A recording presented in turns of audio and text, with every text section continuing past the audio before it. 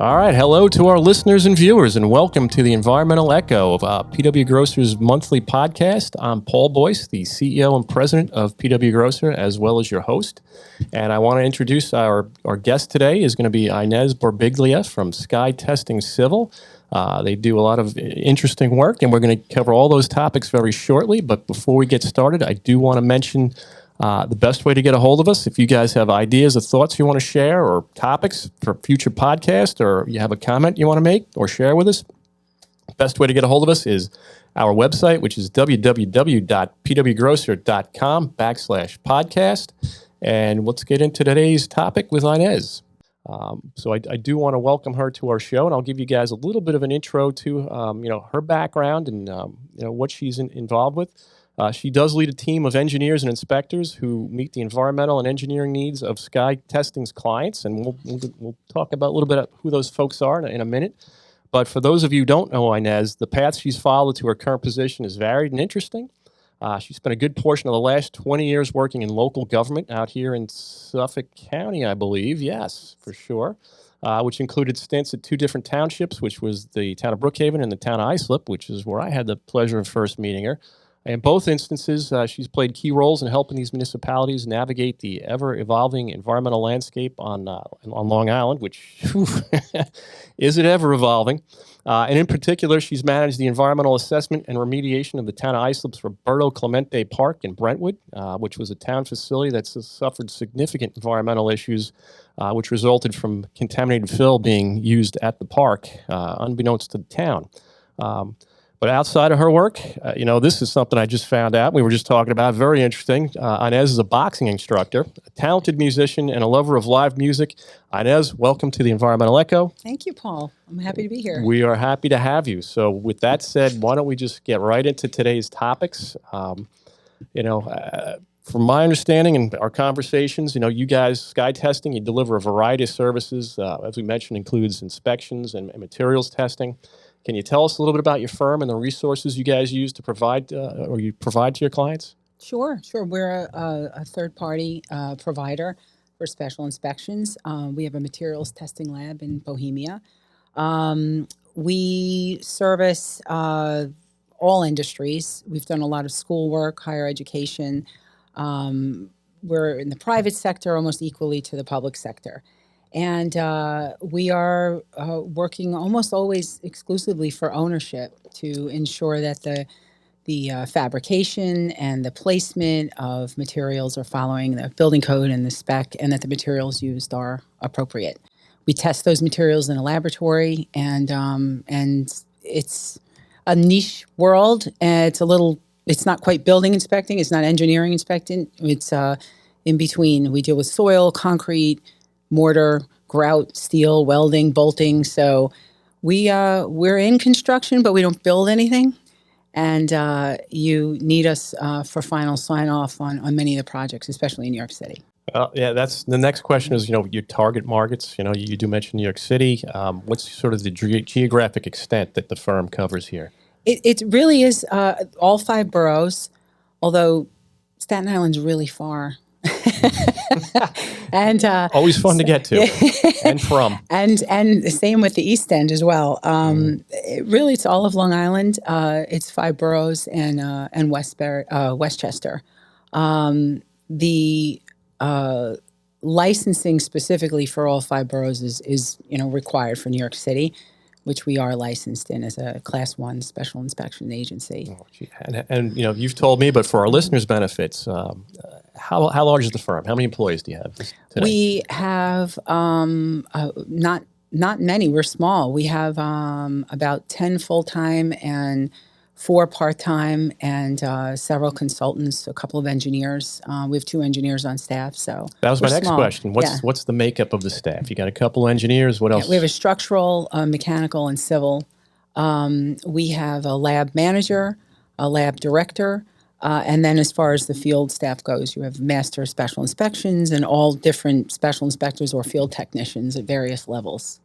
And then administratively, there's a handful of people. And you've also shared with me about the lab itself. And this blows me away and we'll get to this a little bit later on. How you came into this role, but to come from town government to operating a testing materials lab. I just can't figure it out. I think it's great. Being in the environmental world, you can appreciate this. You're asked all the time to test soil for chemical analysis. Absolutely. And eventually those clients would ask me to test the physical characteristics of the soil. What's the grain size and the gradation sieve. So I was, it's a little different. So I'd find some lab somewhere that could do that for us. And then eventually when they're building from construction, they asked me to do the soil compaction, the density. And that was the full crossover into special inspections. It was a whole new world for me. And I really subbed most of those services out. I've worked with almost every company locally in our region and some of the really big firms in New York City. And after a while, I just took great interest in and said I could do this myself on my own. And I did. I went to some folks in the know. I found some space locally and built a company. Wow, fantastic. What I didn't share with you, starting out as an intern in college, I worked for a civil engineering firm. And, it's a million years ago, we were building the service roads on the LIE. Oh, wow. And I got a summer full of doing soil testing. I would collect the soil sample. I'd go do the sieve analysis. I'd sit there in the lab, put it through the shakers, weigh everything up, exactly plot everything up, and, all that fun stuff. I would also do the compaction tests, with the sand cones. Oh, God. Exactly. I spent a good 3 months of my life one summer doing that. And then the next summer I was lucky. They brought me back and they were doing concrete work. Then I got to doing cylinders. I didn't get to break them, but I'd get to form the cylinders, rod them, all that fun stuff. Exactly and then what we do. The labs would come and pick them up, crack them. And there was one time I did get to go to the lab and watch them crack, which is, it's, as Paul Grosser, our founder, used to say, it's like watching someone ice fish. And it's not exactly the most exciting thing in the world. But as a young engineer, I was totally stoked to get out there and see that. But it's like one of those satisfying videos, with the hydraulic and the crush, and we do it all day, every day, every single day. There's cylinders. It's great when one goes way beyond what you expect. It's like 6,000-7,000 pounds. You're like, what's going on really here? Strong stuff. Yeah, what'd they do to this one? For our listeners, hopefully they understand what we're talking about a little bit. But I didn't realize, that's how you got started with this stuff, and I'm glad to hear that. But based on your introduction, you've had an interesting career path to reach this current position, as we just said. I also understand you were a journalism major in college. How did you get from journalism to town government to environmental consultant?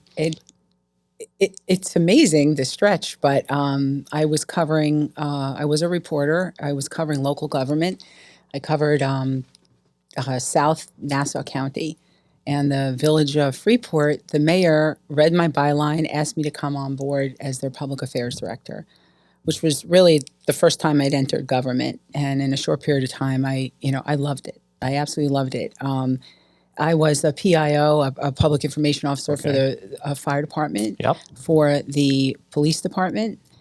Freeport has it all, every walk of life, and what a great place to cut your teeth, And after that, I just was covering anything, and I was, I had different appointed jobs here and there, and were involved in the political parties and all the events, and somehow I end up in land use. I was in planning departments and building departments, and that's what really got me into land use. And eventually, I was with the town of Brookhaven as a deputy commissioner of planning and engineering and environmental. I went over to town of Islip, and then I got the remedial work for that very large environmental crime. And after that, I started to do that kind of work almost exclusively. I worked for the town? For a private company. After I left, Sure. I was with the town. I did a couple of others. There was another similar scandal, I say scandal, but a problem at West Hills County Park. And this one didn't get as much notoriety, but it was equally as, egregious. Yeah, it was. It really was. And that was another major cleanup that we took care of and worked with the DA's office on environmental crimes. So it became really interesting work as well. And then I did that for about 7 years. And like I said, I started to sub out special inspections, and to the point where I said I can do this on my own. And while I still work with environmental, I'm actually an asbestos inspector myself. I have my mold certification and radon and all that stuff. I don't do it as much as I do the special inspections.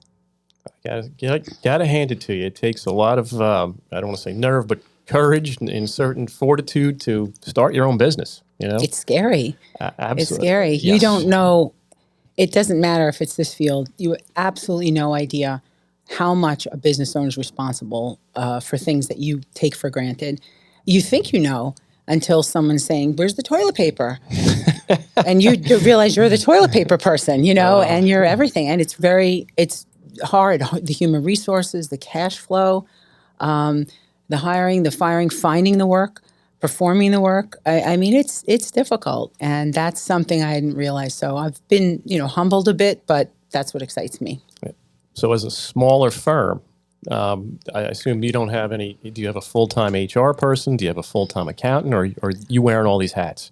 It's really been me. I do have outside accountant, for the filing of the taxes and major questions, but all of that invoicing, the billing, the setup, the insurance, it's all been me. And I've only recently been able to hire administrative person to assist me. There's no sales development person or business development sales force. It's me. That's you. That's me. Marketing, that's me. But I'm also an inspector. Still the IT guy too? I am the IT guy. Thank God. Microsoft OneDrive. Yeah. We've just switched over. Yes, I know. But, it was an empty shell, reasonable space, 1,800 square feet. It had room for a garage. I've bought the equipment. I've got the accreditations.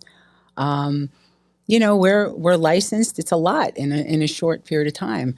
And we're always looking for inspectors. They're hard to find. There's not a lot of people who have the certifications that, we need. Well, hopefully some of our listeners are, inspectors, and they've tuned into this episode. And Inez is hiring. Always. Fantastic. Thank you. Really good. But back to the, I think the municipal stuff is, as we said, you spent a good deal of your time of your career working for two of Long Island's larger municipalities, Brookhaven and Islip, which is, we're sitting in Islip right now. We've had both town Ed Romaine and Angie Carpenter. Ed's the former town supervisor. Angie still is the current town supervisor for Islip. Have been on the show. Both great guests, interesting perspectives from both of them. But from your municipal perspective, what did you learn about creating solutions to these environmental problems? I find that the towns in general have been ill-equipped to handle environmental crimes. I think that environmental, largely in a town, is defined by conservation efforts. So this town is going to have a annual hard clam census, or grow oyster beds, or save a species. But when it comes to dumping illegal materials and burying them and hiding those things, it falls under more engineering, sometimes inspectors, building department. It's not clear cut on who looks for these things. I think that since those crimes have happened, the towns have paid a lot more attention to them, and the laws have changed in the state as well. You no longer you have to test what comes in and out of a property. In the past, things have to be documented, manifested. The trucking has to, match what you're carrying. The disposal has to be, documented. And those things the town's never really thought of. And, I'm grateful that they're thinking of those things, but I don't think that they all employ someone to do just that.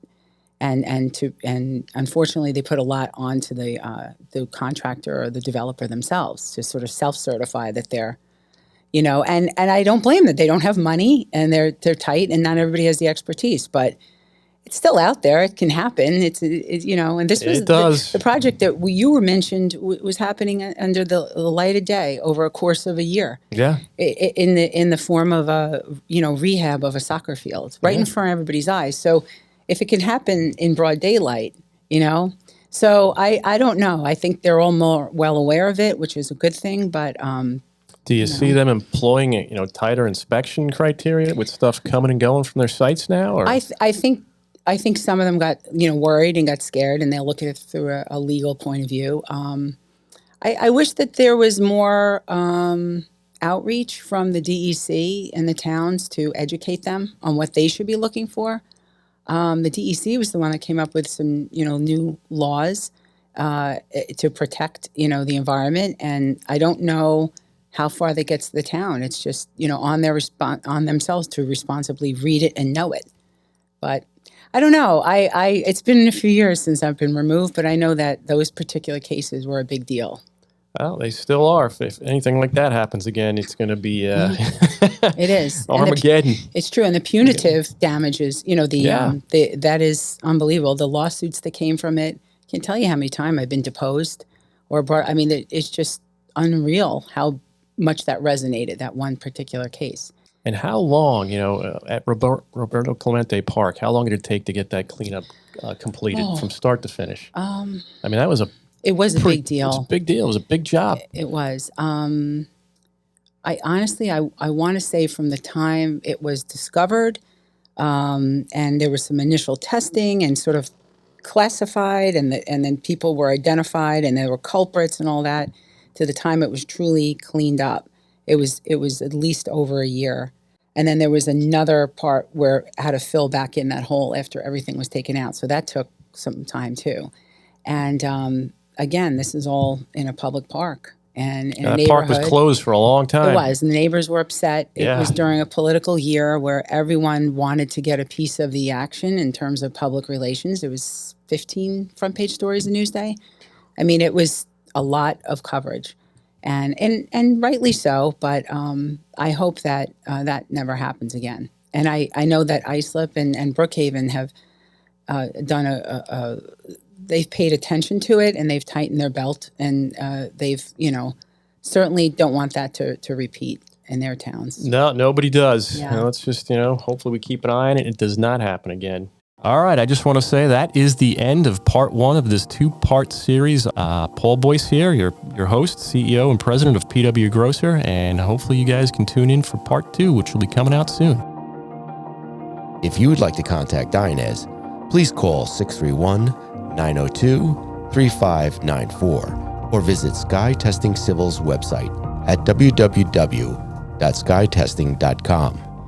Thank you for joining us on this episode of PWGC's Environmental Echo. You can download and listen to this episode on Spotify, Apple Podcast, Google Podcast, or by visiting our website, www.pwgrocer.com/podcast. For more content like this, be sure to subscribe to our channel and hit the notification bell so you never miss an episode.